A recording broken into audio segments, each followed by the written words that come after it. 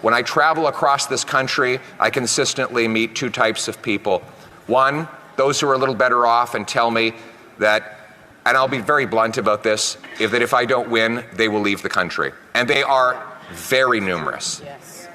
But you know, I don't worry about them as much. You know who I worry about? The ones who can't leave. The ones who don't know, and if I can just use very blunt language, who tell me, I don't know what the hell I'm going to do. I have no idea how I'm going to pay my way. That's right. I met a waitress at a restaurant not long ago, and she came up to me and she grabbed me by the hand and she said, "You have to win." And I said, "Oh, thank you, I appreciate your support." She said, No, it wasn't a compliment. You have to win." And then she told me her story. She told me that she was working one full-time job and two part-time jobs just to pay her bills. As a single woman in her late 50s. And she was tired of working all the time. So she cut everything out of her budget, every creature comfort, everything she enjoyed about her life, she cut it out so that she could drop one of those part-time jobs. And then one morning, she woke up and she walked outside and her car was gone. And she called her insurance and they said they weren't going to cover the replacement value. So she had to take that job back because she simply cannot live her life without a car. Now you can bet your bottom dollar the guy who stole the car, he was probably out on bail. This was not his first job. That's right. Her taxes have gone up. Her heating bill has gone up. Her wages have not gone up. She's scared to go out in the streets in places where they didn't even lock the door not long ago. These are the people we're fighting for. These silly games over here, they're very entertaining. The soap opera that everyone's seized with today, that's all fine. But there are real people whose lives are on the line here, and we have a duty to work for them. And quite frankly,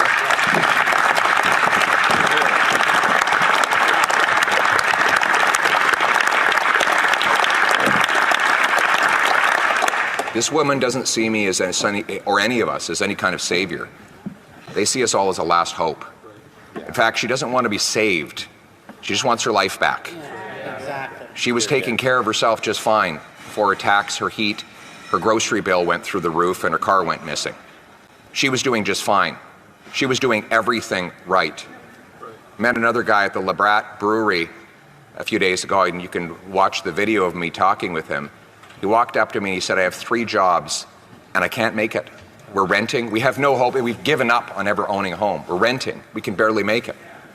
And he said to me, "I feel ashamed when I talk to my kids because they ask me why I'm never around and why we can never have a house. And I feel like a failure." But he didn't fail. He has been failed. That's right. He has been robbed of the promise of Canada. It was a very simple promise, that if you worked hard, you got a good life. Now, it wasn't fancy or extravagant, but you got a house with a yard where you could have kids playing safely, and you could have a nice dog that you could afford to feed along with the kids, and your kids could play safely in the streets. That was the promise. Now, politicians break promises all the time. But you know what was bad about this promise? This promise didn't belong to this Prime Minister. It wasn't his promise to break. It belonged to all of us. And our purpose is to bring home that promise for that young man, that young father, and that older female worker so that they can once again take back control of their lives, live in a safe country where their hard work earns them a good wage, where their rent and their food is affordable, and where when they go to bed at night, they know that they will be safe throughout their sleep and that they will have their car in their driveway in the morning.